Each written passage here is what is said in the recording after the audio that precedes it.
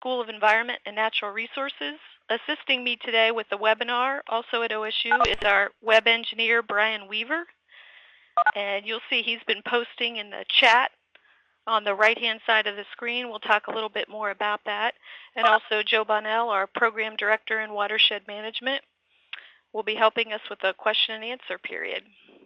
I'll just make a couple quick statements as your host. This webinar is part of a series brought to you by the Great Lakes Regional Water Program, the Ohio State University, Ohio Sea Grant, NOAA, and the Old Woman Creek National Estuarine Research Reserve. Please look for information on future webinars coming up in this series in the summer and the fall, and I believe there'll be a training offered in the winter also as well you'll be hearing more about. We've developed a companion resource page for this webinar. Right now you can find posted up there some really good links for more information. Later on after the program there'll be slides and a copy of this webinar will be there if you can't stay for the whole program today. Following our presentation this afternoon, we'll have a short question. The two presentations will have a short question and answer session. If you think of a question at any time throughout the program, please post it via the chat box. And on your screen at the right-hand side at the very bottom, there's a small rectangular box, and you can just post your question directly in there. By default, it'll go to everyone, and you just hit send. You can send messages privately. You can just select a participant from the drop-down menu box directly above it. I know for me the topic of climate change and water resources is still new, but I'm certainly eager to learn more about this, both in terms of the science and in terms of approaches for communities in the Great Lakes to consider to effectively address climate change. To help us set the stage for this afternoon, I'd now like to introduce Dave Ulrich, Executive Director with the Great Lakes and St. Lawrence Cities Initiative. Dave's responsibilities include working with U.S. and Canadian mayors from across the Great Lakes and St. Lawrence Basin to advance the protection and restoration of the resource. Dave, we would like you to kick things off for us now. Thank you very much, Ann. I really appreciate the opportunity to speak to the gathered audience today. I see several familiar names on that group, and I want to thank you and all of the organizers who made this possible. I think it's going to be critically important, not only on issues like climate change, but others, to be able to deliver information to people through this vehicle of webinars. People just don't have the time or the money to travel to places, and this is a very, very efficient way to do it. It goes without saying, but I will say that cities and many others as well are facing enormous challenges these days. Climate change is just one more to add to all of the difficult things that need to be addressed. Particularly at this time, I think it's difficult because of the budget and financial pressures on governments at tribal, local, state, federal level, because of reduced revenues and just the general feeling in the public that they don't want to spend money on government. So how every dollar is spent is even more important now than it has been in the past. Focusing on the particular challenge of climate change, and what makes it so important is so much is at stake from many standpoints, and the kind of dollars that are involved are huge. I want to give just three quick examples of the types of things that we're dealing with that I think are going to be most significant in the Great Lakes St. Lawrence region. Temperature, precipitation, and water levels. They're all interrelated with one another, but manifest themselves in different ways. Right here in Chicago, where I live, in 1995, we dealt with a very, very major and serious heat wave that wound up resulting in somewhere in the neighborhood of 500 excess deaths that we really weren't ready to deal with. Through many adaptation measures, a lot of things are being done to deal with situations like that, dealing with heat islands in cities and other things, but we weren't ready for it. Just the month of April that we finished, we had the hottest month of April ever in this part of the country. What that suggests might happen in the summer, we don't know, but this is a very real thing. In terms of precipitation, Nashville over a recent weekend had 18 inches of rain. How their sewer systems and runoff management systems dealt with this, I really don't know. We've had a number similar to that in the Great Lakes region. Not too many years ago, and I noticed Don Zelazny from upstate New York is there. Over a weekend, 7 feet of snow fell in one over a weekend in one small town in upstate New York. Dealing with that from an infrastructure and equipment standpoint is huge. Water levels, another major issue. Generally, the information suggests that we'll be dealing with lower water levels in the future on the Great Lakes. And as we speak, I think Lake Ontario, I thought I saw was down 21 inches from last year. And all of the Great Lakes are down considerably from earlier levels. I see another participant who I had a chance to be with last week who suggested some of the data shows that water levels are going to be going up in the future. Well, all of these things are just individual examples of the many, many manifestations of climate change that cities and others are going to have to deal with. I think first and foremost, people are going to need the best data possible at the time in order to make decisions related to this. So again, thank you very much, Anne. I greatly appreciate being part of this, and I understand that I am at this point to turn it over to Jeff Rogers, who is a professor in the Geography Department and Atmospheric Sciences program at The Ohio State University. He's a state climatologist for Ohio and performs research on the causes of short-term climate variability around the United States. And he is a good example of not just complaining about the weather, he's doing something about it. So, Anne, I guess I can turn it directly over to Jeff. Thanks. Well, thank you, David, for the introduction, and welcome everyone to this climate change webinar. I want to thank Anne for inviting me to participate in this, preparing a presentation, and for Brian to take care of us all here in making the presentation physically work. Today, what I want to talk about will be some of the basic science and impacts around the Great Lakes, some of which have been mentioned briefly by Dave already. We'll go into a little bit of detail on some of them later on. So I'm going to do a review or an overview of the scientific basics of climate change associated with global warming, and talk a little bit about some of the currently observed and predicted changes that will take place in temperature and rainfall intensity in the future. And then just briefly talk about some of the potential changes in Great Lakes precipitation patterns and water levels. So let's start off.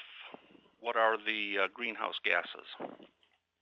Before I get into the slide, we'll just mention that solar radiation comes to us from the sun, and it's transmitted through most of the gases in the lower atmosphere, and then absorbed eventually by the Earth's surface.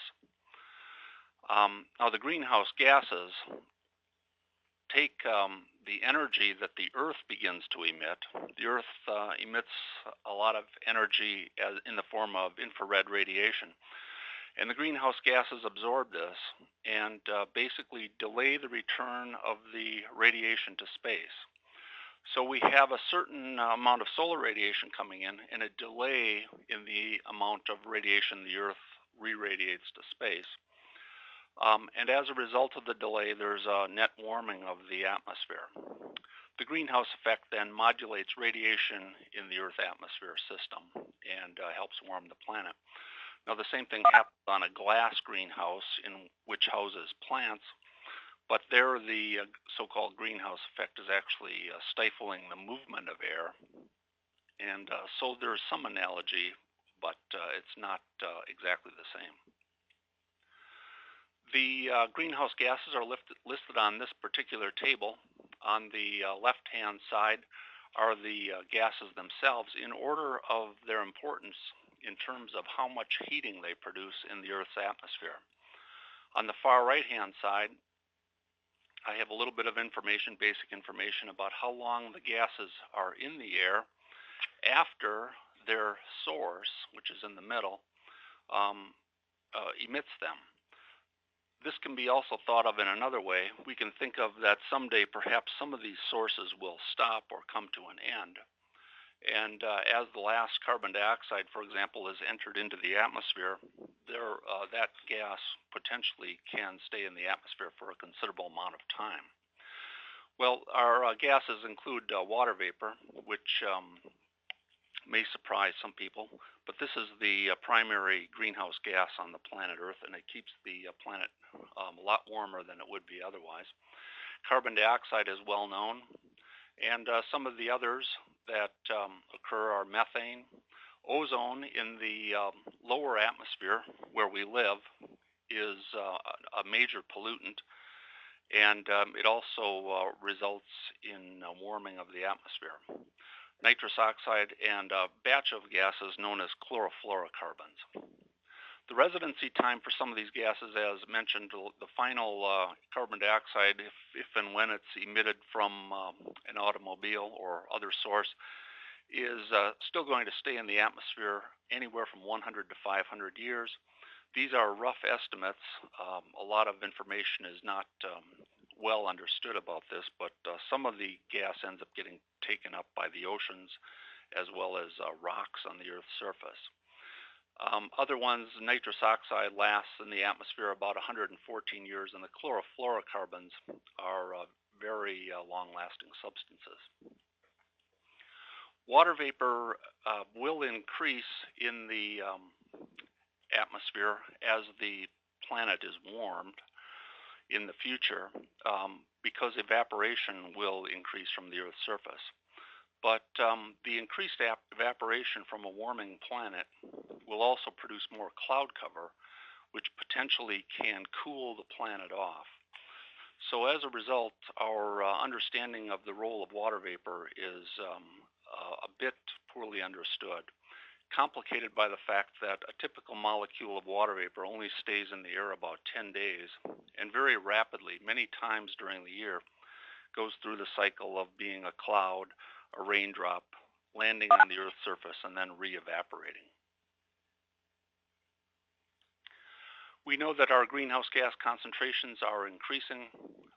The carbon dioxide increase is shown on the left-hand side.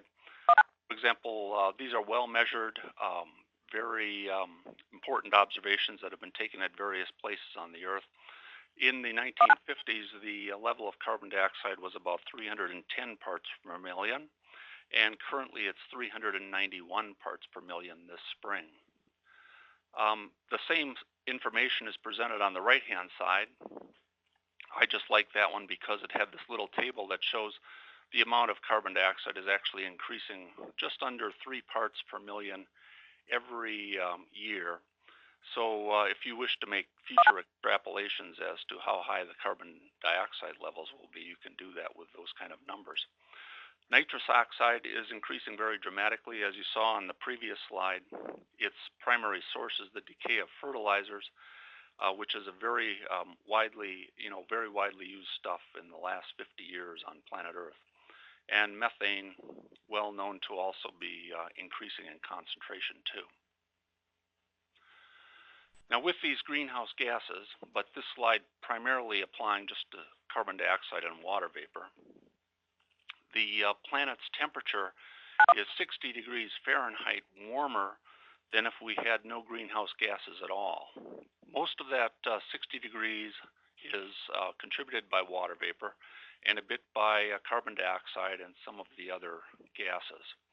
Our average temperature of the planet is 59, and indeed if the planet had no greenhouse gases, our average temperature would be -1 degree Fahrenheit. So a typical day in May, for example, would be extremely cold, far below freezing. Our societal debate, of course, is about whether or not these increases in greenhouse gases will increase the air temperatures beyond 59 degrees Fahrenheit to 60, 61. But I hope it's well understood, at least, that there's no question that the greenhouse effect is working very effectively. Let's talk briefly about another type of substance in the atmosphere that affects the Earth's radiation budget. And these substances are generically called aerosols, tiny particles and liquid droplets that also come from the burning of fossil fuels, and they have radiative effects in our atmosphere. This radiative effect, however, is to keep sunshine from reaching the Earth's surface.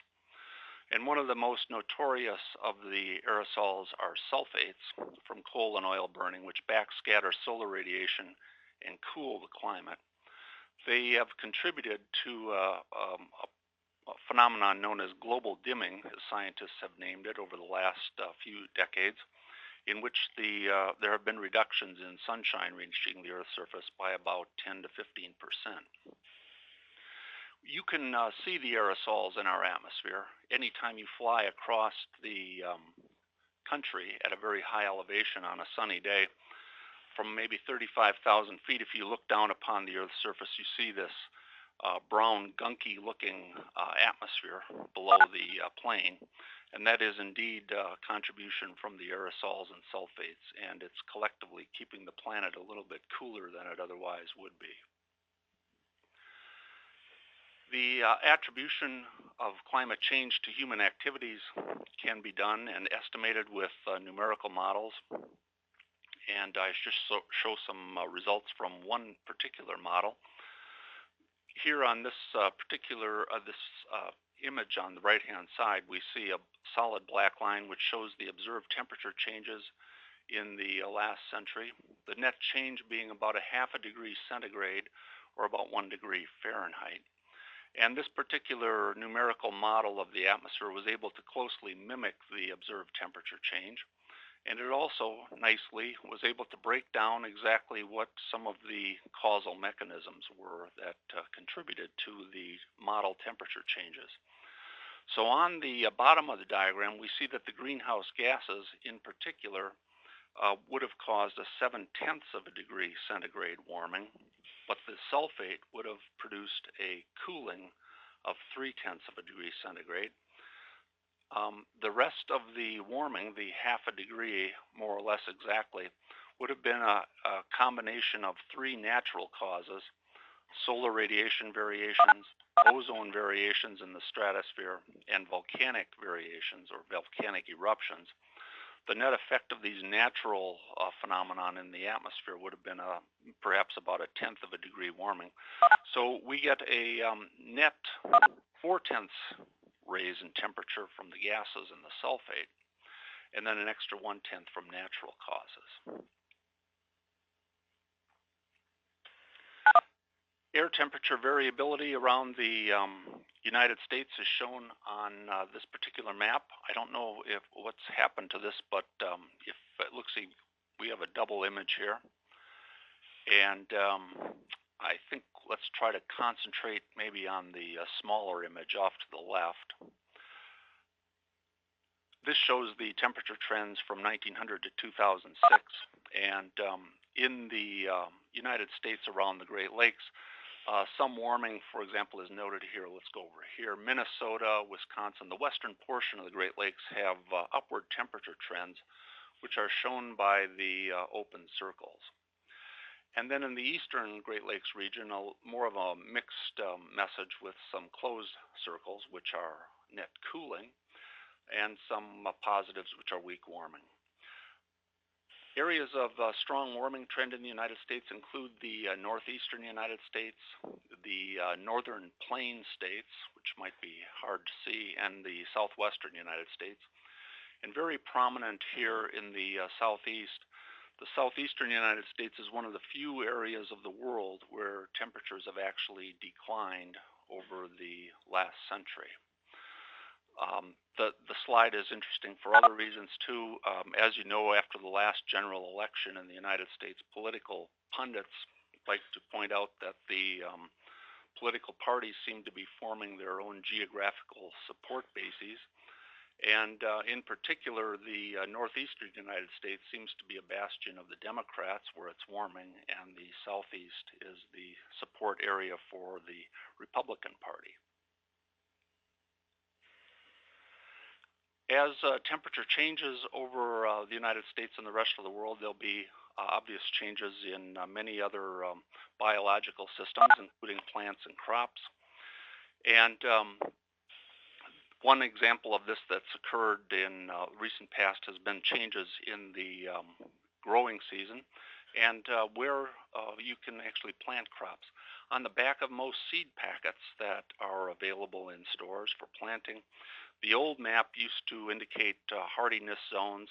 For example, this dark green area over the central Midwest has now largely retreated in the face of warming climate, and it's now possible to grow crops a little bit further north and plant seeds a little bit further north than you used to be able to do.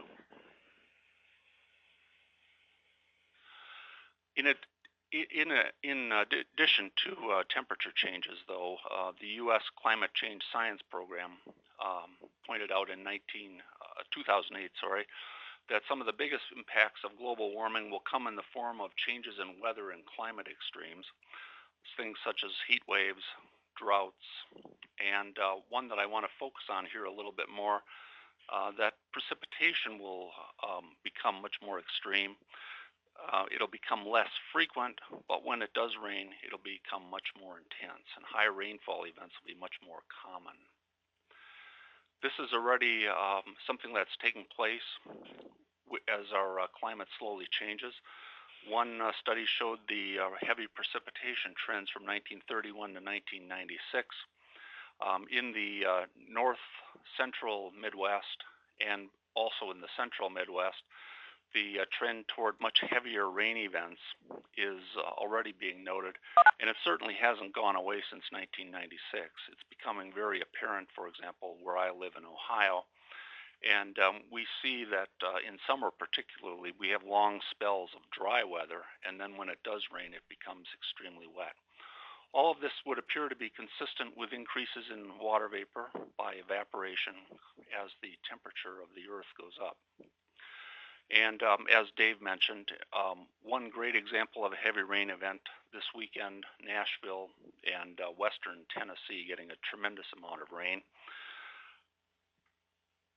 up to 20 inches in some spots. But that's not necessarily the kind of stuff that has to happen for heavy rain events. The vast majority of the definition of heavy rain events is just things like this.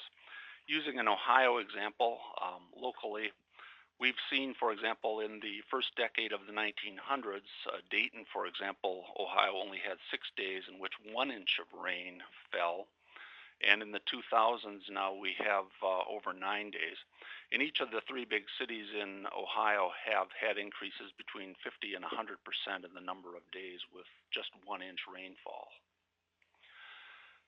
With these kind of extreme rainfall events, it becomes potentially possible that disasters of very opposite extremes can visit places within the course of just a few weeks or a few months. So on the left-hand side, for example, the impact of flooding are illustrated here, showing, for example, the high rainfall, showing flooding, property damaged, and other problems associated with high water, including fertilizer runoff.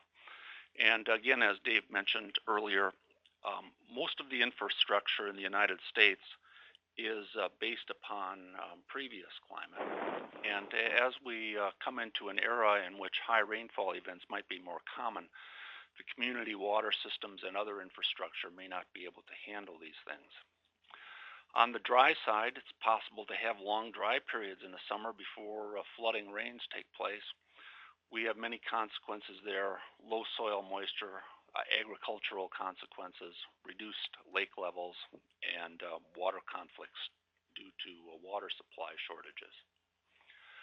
Around the Great Lakes, the three most important parameters, I just want to add one from the list that Dave mentioned, are temperature, precipitation, but also evaporation, which does tend to be affected closely by temperature, though. But it's still important for this physical activity known as the hydrologic cycle in the Great Lakes environment. For example, on the slide, water from precipitation is shown in the tan color. That's an input of water to the Great Lakes. There's a flow in green from surrounding rivers and streams, and then upstream lakes also provide some water. Those are the purple arrows. On the other hand, from precipitation, which again can be affected by evaporation and cloud cover, we have air temperature, which controls the amount of evaporation that takes place. Evaporation is indicated on the diagram in red by the red arrows. And then water is also removed by flow down the St. Lawrence Seaway into the Atlantic. So our hydrologic cycle focuses mostly around precipitation, evaporation, runoff, and temperature is certainly a big factor in controlling the amount of evaporation. There have been various model studies. This is from an older set of studies in different colors here that try to make estimates of what the Great Lakes water levels are going to be in the future.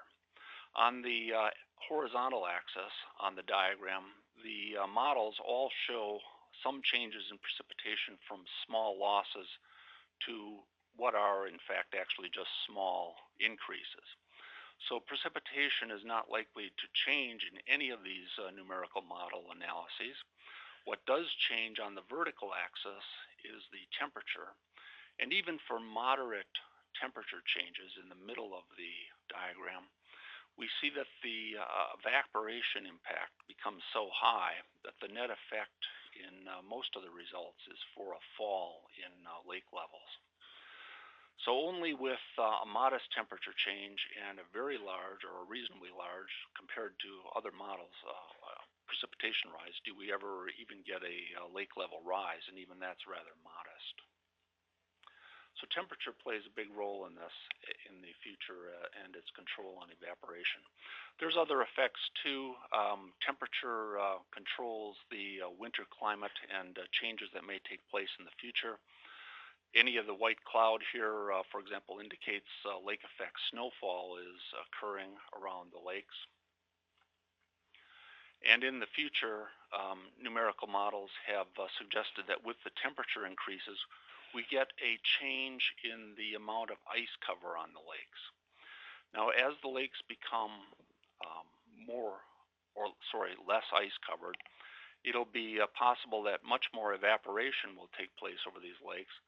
But the current estimates are that on the southern lakes, the snow will largely turn to rain. So most of the color areas of showing the current snow levels will in fact actually, they're muted by the gray overshading. And the gray overshading indicates how much future reduction in snow is likely to take place. So on most of the southern lakes, even though the ice will melt and there'll be more water exposed for evaporation, most of that water will fall as rain. On the northern lakes, however, the ice will also melt, making the lakes exposed and evaporating. And lake effect snowfall, on the other hand, won't be affected quite as much. We see unmuted colors here east of Lake Superior and east of Lake Huron. So changes in the environment all the way around on the lakes, again, temperature being and affecting the amount of ice on the lakes and the amount of snowfall that's produced. Well, in summary, the Earth already has a substantial greenhouse environment that keeps the planet a lot warmer than it should be. Current temperature increases appear to be the result of warming by greenhouse gases, with some modulation by cooling by sulfates. Expectations for the future emphasize increased number of extreme events, And in particular, around the lakes, I think we need to look for increased precipitation events, higher extreme precipitation events. Large variations in precipitation, more high rainfall events, strain on infrastructure and flooding, and then longer dry spells in between the heavy rain events. In the future, the Great Lakes levels may succumb to increased evaporation, and these are one of the big concerns that, of course, are worrying a lot of people. So thank you all for your attention, and I hope to be able to answer your questions in 15 or 20 minutes. Yeah, thank you very much, Jeff, and especially thank you for the slides focusing on the Great Lakes and keeping the science basic for us. I'd like to now introduce our next speaker. This is Jon MacDonagh-Dumler. Jon recently joined the Institute for Water Research with MSU, that's Michigan State University, as a visiting assistant professor. In 2008 through 2009, Jon was a Fulbright Scholar in Ireland, researching the Water Framework Directive with the European Union designed to sustainably manage all water resources, including adaptation to climate change. So I really want to welcome Jon.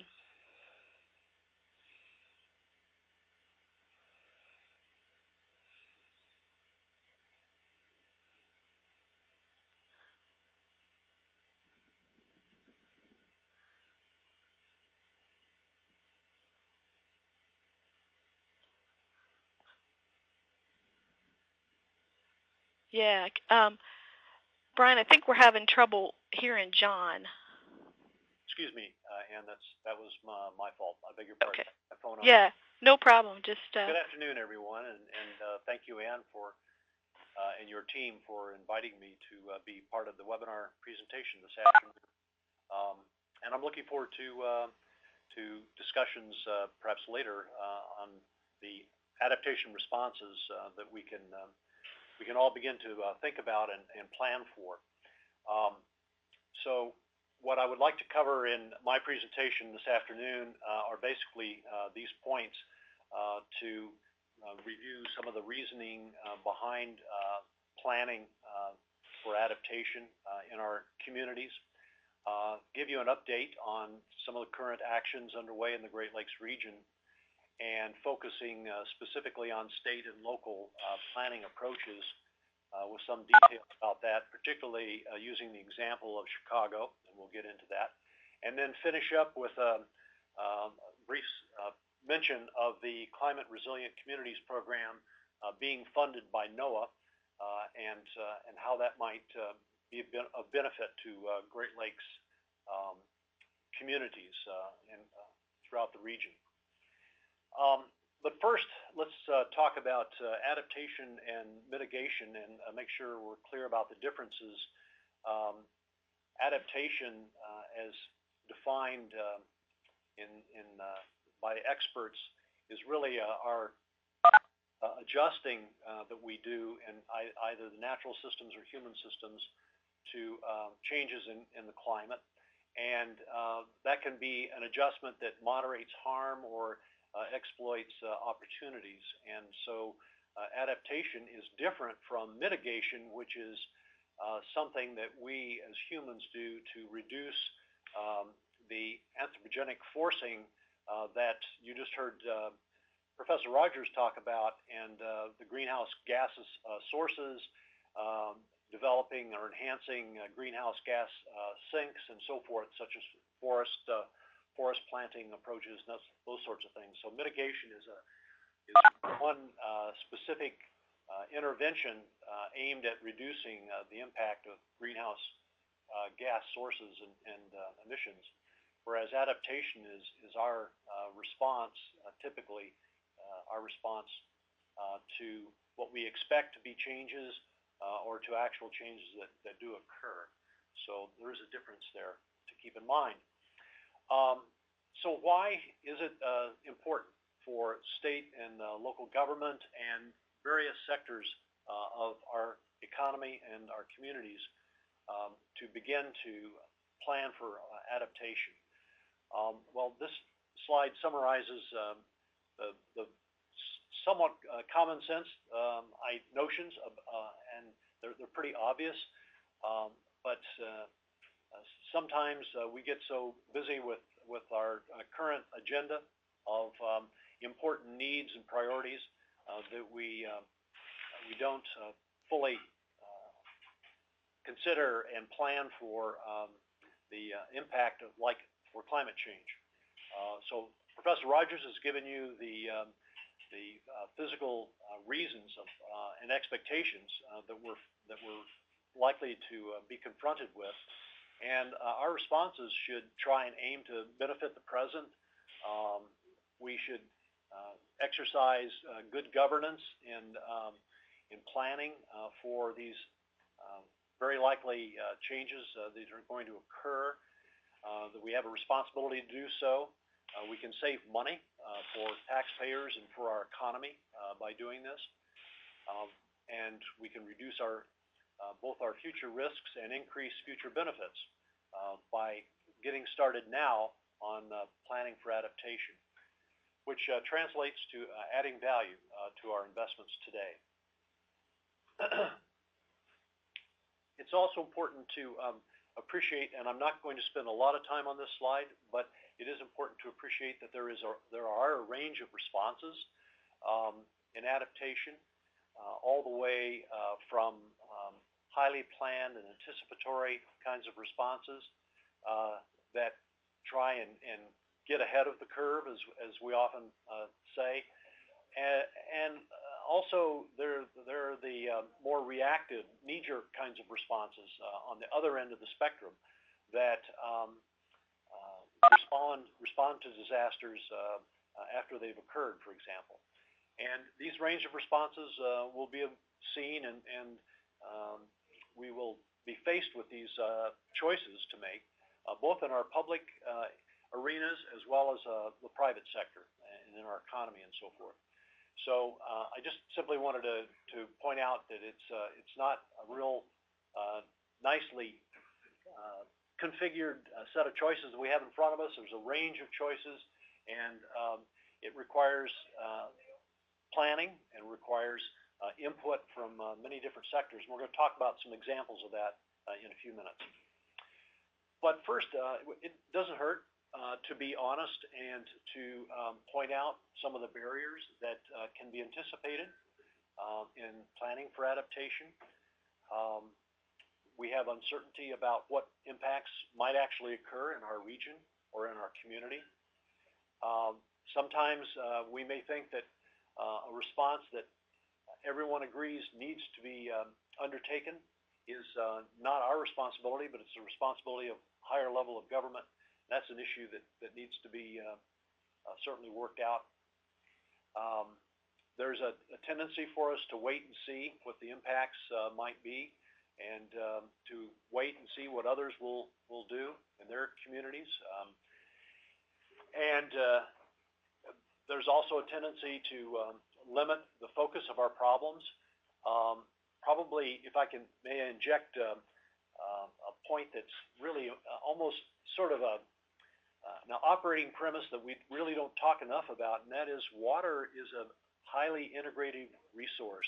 It integrates across our communities and the sectors of our economy, and is so important in so many ways that to limit our problem focus when we're trying to plan responses can be a mistake, and we should not limit, is what I'm trying to argue here, is we should not limit our focus.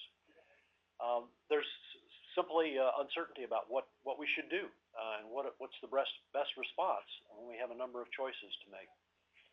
And of course, we're, as noted by Dave Ulrich in the beginning, we do in fact have limitations on our financial resources, political resources, and skills to properly respond.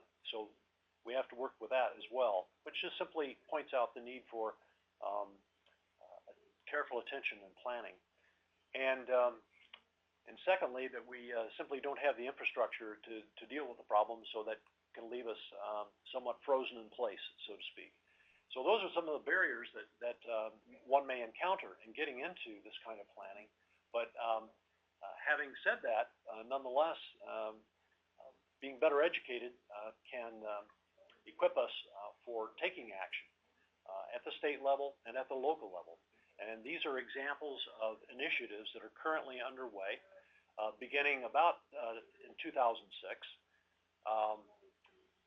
We currently have Wisconsin undertaking a state initiative on climate change impacts. The governor of Illinois established a climate change advisory group, as did the state of Michigan, and those groups have published reports on state action that can be taken. I will note that in the last two examples, Illinois and Michigan, most of the focus was on mitigation and reducing greenhouse gases, which is important. However, it's only part of the answer. The area that we're going to spend a little bit of time on in detail is the Chicago Climate Action Plan that was published in 2008 and which is available online. And it makes for interesting reading about how, in a local context, we can take action to plan for adaptation. So here are some of the lessons that Chicago noted in their report on their planning process. And it's good to keep these in mind as helpful hints, if you will, for your own planning process. The importance of strategic partners, the importance of making sure you have funding for research, planning, and implementation. Make sure you've got the resources there for that. To hold good public communication and outreach in terms of climate summits, if you want to call them that. And that keeps people aware of the latest information and keeps people empowered and able to engage in these processes.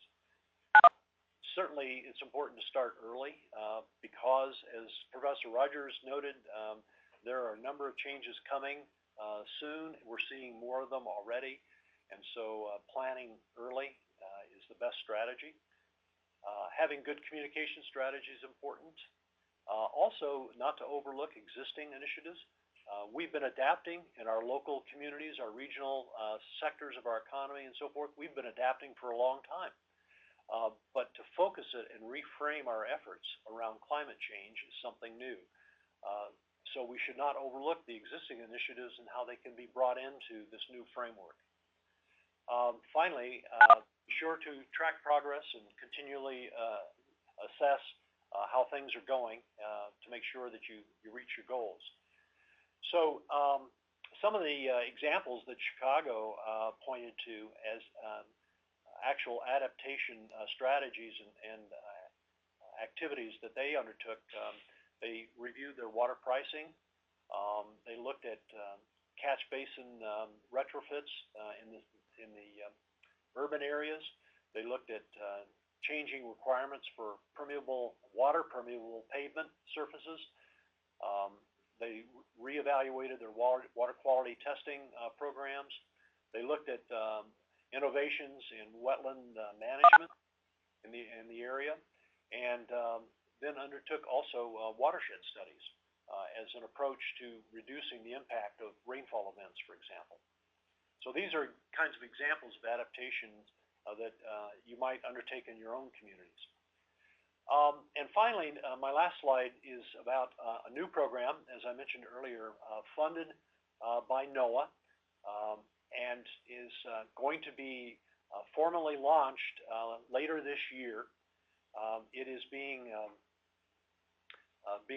undertaken for NOAA by an organization, the ICLEI.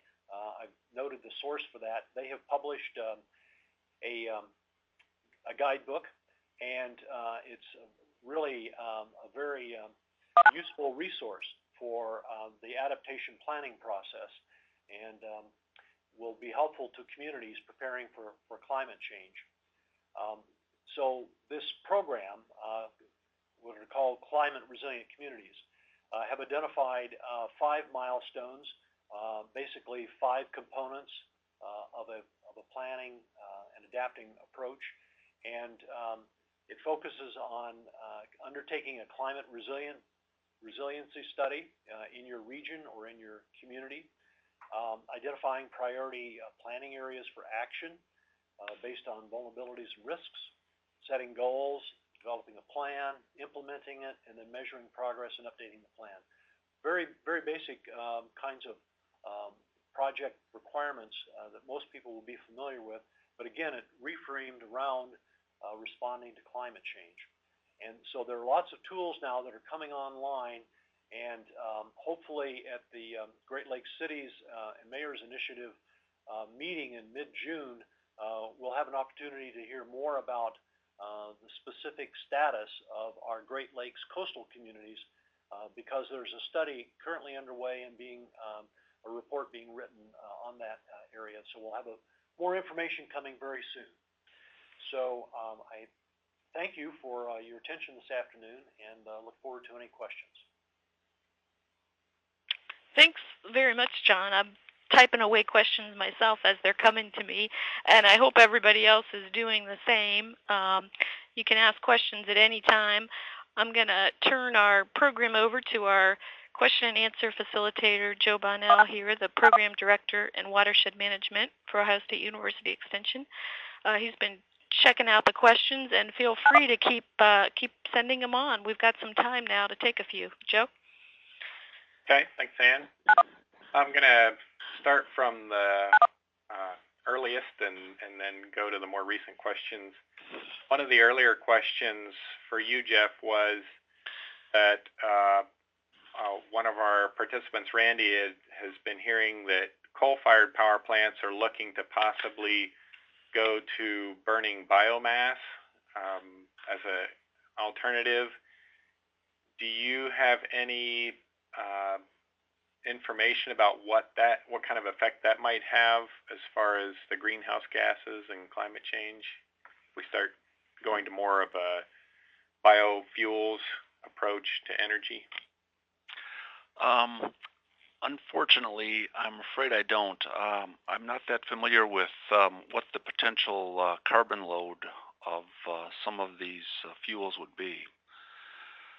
So I suspect it's obviously a lot less than from coal, but unfortunately I can't really comment on it directly. Okay. Another question for you, Jeff, was one of our participants said, well, I guess this was from Ann. She thought that your slide on snowfall and precipitation, lake level changes was interesting, but what's the bottom line take-home message from that slide? I think the important thing is the overwhelming suggestion that as the temperature goes up, the lake levels almost invariably go down. And so we have to really start formulating responses that to the fact that there'll probably be a reduction in lake levels and the attendant problems that that's going to cause. Okay. One more for you, Jeff, from Vicki. What is the relative contribution of volcanic ash to the global dimming effect? Certainly a relevant topic these days with the volcanic eruptions at Iceland. Right. Volcanic eruptions have a fairly well understood impact on climate, and most of it is relatively transient. That is, if a volcano can put particles into the stratosphere, it'll reduce the amount of sunshine reaching the Earth for a period of a few years, up to a few years, but probably certainly in the first and second year after the volcanic eruption. That's certainly what we learned from Mount Pinatubo in 1991. The Icelandic eruption, while causing a tremendous amount of problems in Europe currently, is probably going to have a much less and a much smaller impact on the global climate. Generally, high-latitude volcanic eruptions don't affect the climate the same way that tropical ones do. And in addition, the passage of the dust and debris around the planet will probably be somewhat limited compared to a more widespread, bigger eruption. So volcanic eruptions do have the same effect. They do contribute to dimming, but they're not quite as a consistent contributor as the sulfates that are being emitted steadily into the atmosphere by humans. Okay, thanks. And for Jon, question about, I think this might have been posed to Jeff, but I think, Jon, you might be better capable of responding because you might be more familiar with downscaling projects in the Great Lakes region related to global climate change. And one of our other participants, David, says that Wisconsin is conducting global climate, GCM. I guess I'm not even sure what GCM is. You might help us interpret the question, but apparently Wisconsin is conducting a downscaling exercise, and maybe you can, if you're familiar with that, tell us what downscaling is, and if you're familiar with any projects going on in the Great Lakes. No, I am not familiar with that particular activity, and if the reader wants to perhaps add some more detail to the question, that might be helpful. I'm aware that beyond the Wisconsin initiative on climate change that I mentioned earlier, Milwaukee, as a major metropolitan area in the Great Lakes, is undertaking planning for climate change. So I'm not sure if that's what the questioner was aiming at or not. I'm sorry, I really don't. If I could comment, this is Jeff. The downscaling is from GCMs, it's global climate models, and the purpose of downscaling is to take the output from the global climate model and focus it on a very small region of the planet. And I'm glad that somebody mentioned that the Wisconsin group is doing a study of climate in the Midwest. I think there's another one undertaken at Michigan State. I know we wanted to do one or get one established here at Ohio State, but the funding situation for that is up in the air. So currently, downscaling activity is really high interest in the climate modeling community, and I think we're just beginning to see results, and this will become much more apparent in the next 5 years. I'd say we also had a response from Joseph Buckshorn, who says that they did downscaling of global climate modeling in conjunction with the Chicago plan, and he says that it was done by some of the same folks that are working on the Wisconsin plan. I guess I'm assuming that one of the issues with trying to downscale those models would be that if there's uncertainty at large scale, even global and regional models, that trying to predict changes at the local level is going to be even more complex and uncertain. Is that a fair assumption? I'd say so, certainly, yes.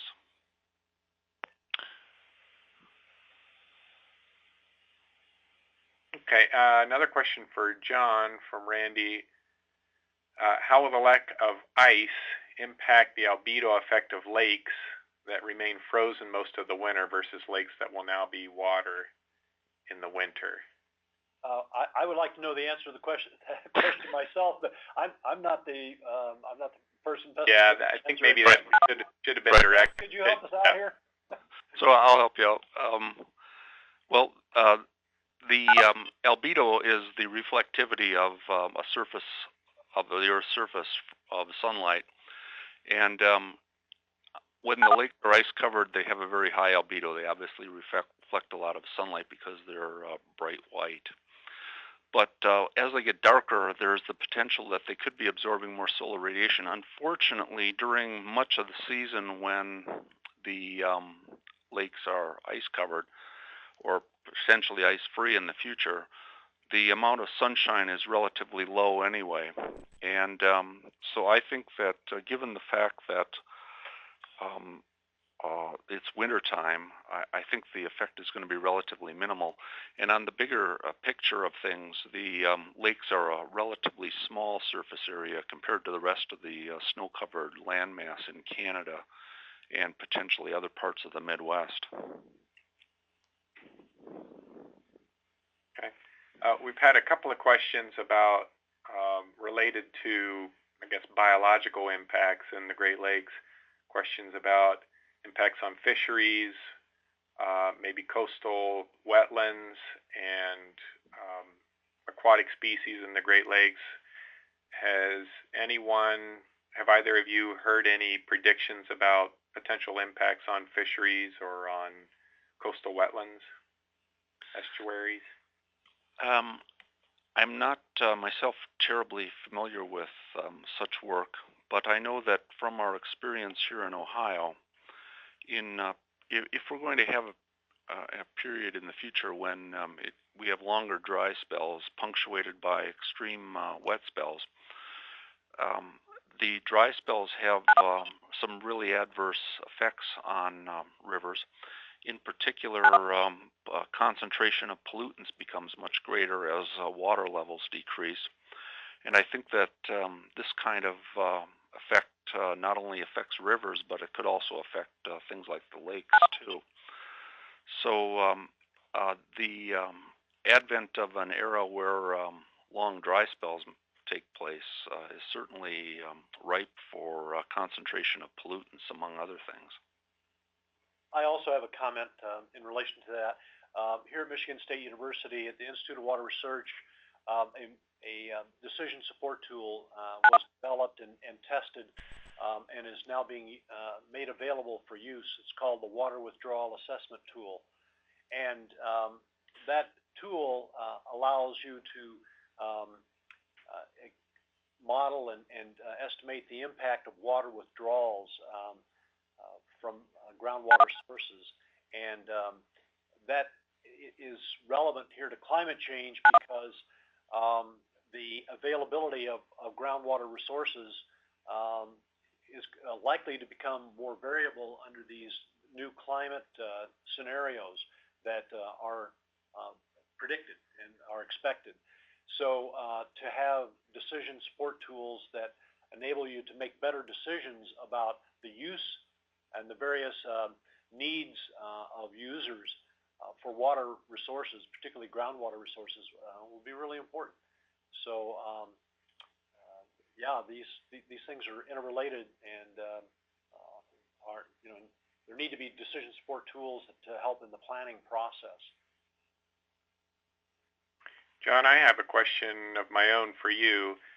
It's no secret that the whole climate change issue is a very politicized issue, and I'm just wondering if you have any experience as far as communities' willingness to begin a planning process to deal with climate change.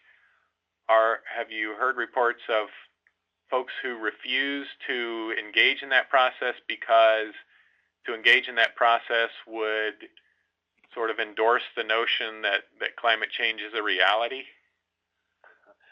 On a first-hand basis, I know I have not heard of those communities that have been that explicit about it. There might be those cases. I really can't point to anything specifically, Joe. But I would point out on the flip side of that question is the initiative that is being developed and promoted by this organization, ICLEI, to build resilient communities. And you have cities like Seattle that are leading the way. Chicago's leading the way. There are several major areas in the country that are really actively and thoughtfully carrying out a planning process. And so now you have, as part of this network, you have over 600 cities and communities in the U.S. that are actively engaged in a planning process, and more coming on the line all the time. So I guess that information I am familiar with, but communities that are specifically rejecting this kind of an approach, I'm not familiar with. Perhaps others on this call might be able to contribute to that. Joe, I just realized we had an earlier question for Jeff that we may have passed up about the time horizon for some of the questions or for some of the changes he pointed out. I wonder if he had any information on that. That was an interesting question. I kind of left that out of my talk. I don't know what time horizon the person might have been interested in, but you know, the impact of the greenhouse gases on the planet's temperature could last for a few centuries, even after the last oil has been extracted from the Earth's surface. So on a really long time scale, I don't know if that was the intention, I think we're looking at a planet that potentially could be a lot warmer than it currently is for in up to the next 500 years or so. And then interestingly enough, any time along that in that period of time and thereafter, maybe up to 2,000 years in the future, we expect that the amount of sunshine striking the Earth will be reduced because of odd tugs at the Earth's orbit by gravity from other planets. And the next ice age will begin. So eventually there is going to be a massive turn back from the greenhouse warmed world, and we'll go back towards a much colder planet.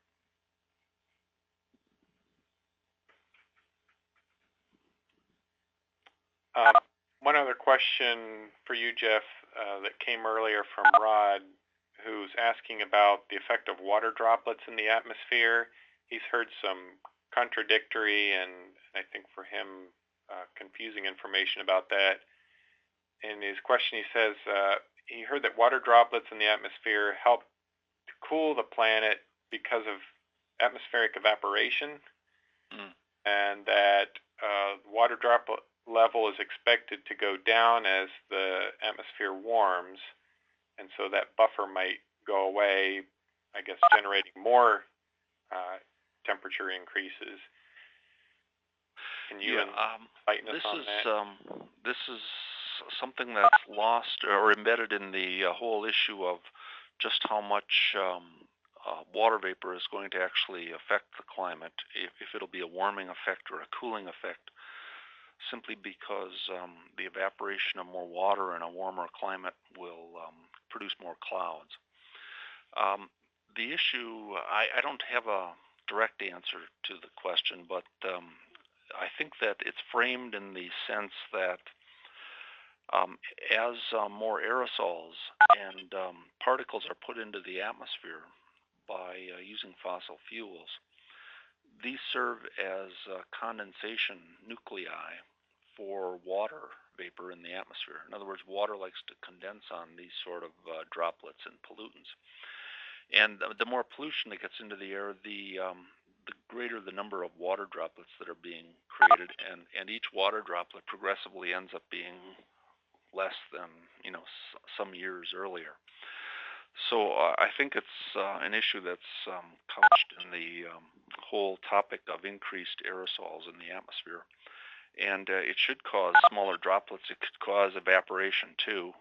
And it's part of the issue as to what the role of water vapor actually will be in global climate change. Okay. And I saw, go ahead. Nope, I'm turning it over to you. Okay, I saw one other question for John about the some of the programs he mentioned were being done at the state level. The question dealt with why aren't some of these federal mandates? Just wondered his interpretation of that. Why aren't they federal mandates? Good question.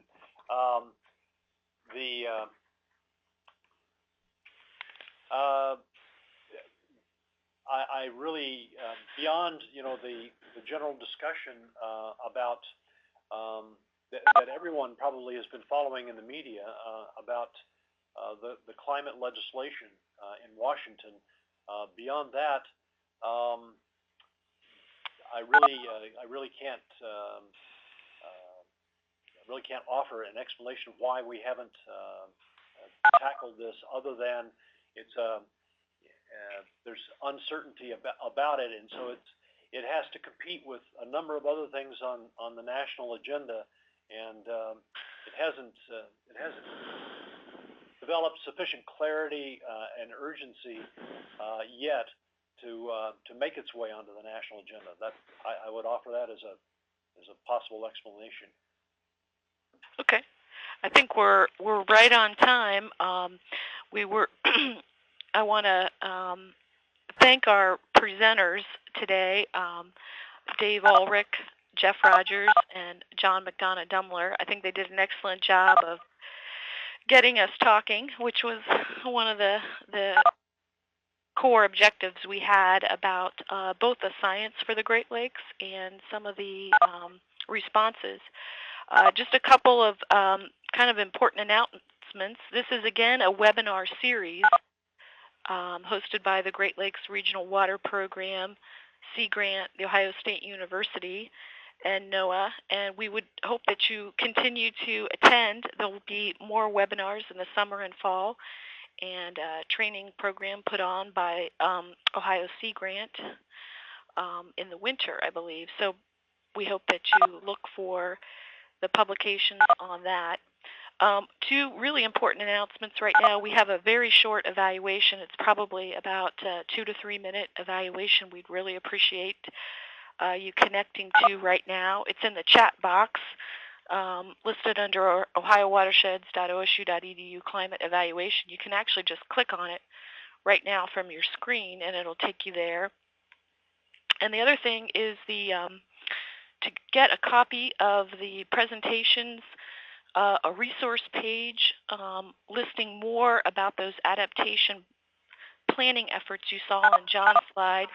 You can go to the website where you registered, except to the resource page, and that's also on your in your chat box under climatewebinar.php. So those two addresses are important, and I really want to thank everybody. And yeah, please send us your comments on the evaluation, including other topics for future webinars. And that concludes today's session, and we'll look forward to talking with people in the future or hearing from you online. Thank you very much.